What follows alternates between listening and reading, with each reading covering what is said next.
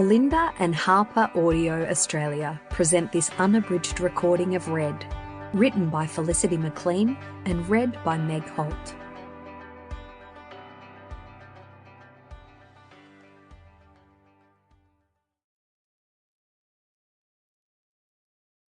Dedication. For Dad. What follows is a fictionalised version of the Central Coast of New South Wales. Details have been invented, geographies altered, liberties have been taken. First off. Sid had promised that Datsun was gold. To be honest, it wasn't even bronze. But what did I care? I must have only been 4 or 5 years old the day we collected Sid's car from Wyoming and drove it the long way home, just the two of us, Sid and me, in the full dazzle of summer sun. And the whole time Sid singing "Hi Yo Silver," though that Datsun's supposedly gold. Yeah, we drove home in the sunshine singing "Hi Yo Silver." It's the earliest memory of my dad that I've got. Sid let me ride shotgun, probably even called it that in that daggy way he used to say, "Howdy, partner," and "Saddle up," and "You ride shotgun," even though I didn't know what a shotgun was. Wouldn't have known one if it bit me on the bum. I still don't, if you want to know the truth. Yeah, despite what they say about me. And so what if Sid let me ride in the front passenger seat?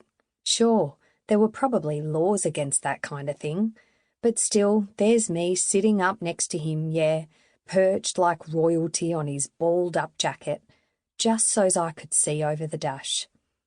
And through the windscreen, on the bonnet, the sun's yoke sat fair and square, like the whole world was served up for us.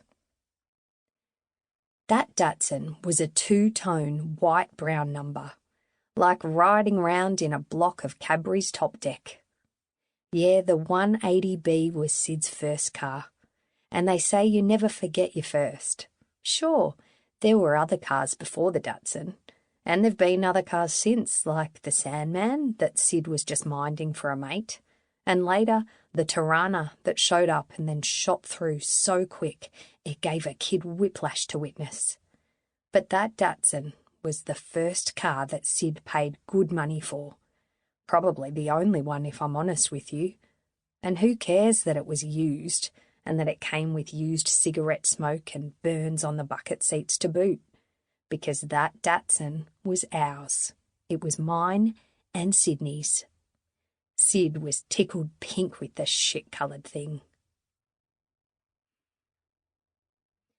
And as we drove home that day, Sid sang. That's right, he was hi-yo silvering his mangy heart out and ignoring the fact the car wasn't silver and not even copper. No, truly, it wasn't metallic. Coast air rushed in through the open windows and the Datsun cantered along, and the song of that drive was whirring tyres and whistling wind. Yeah, that plus the strains of Sid's song. But just as Sid got to the hi-yo silvery part, yeah, as soon as he hit the bit that I knew, up came the cops behind us.